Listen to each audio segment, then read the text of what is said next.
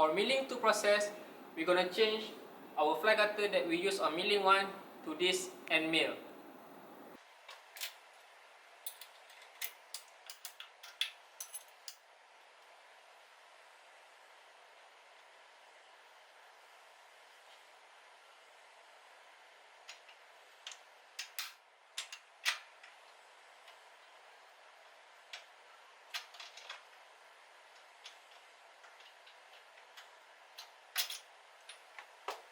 So the step to plug in the end mill is same as the fly cutter, where we need to slot in the lock key inside this to this groove on the end mill chuck.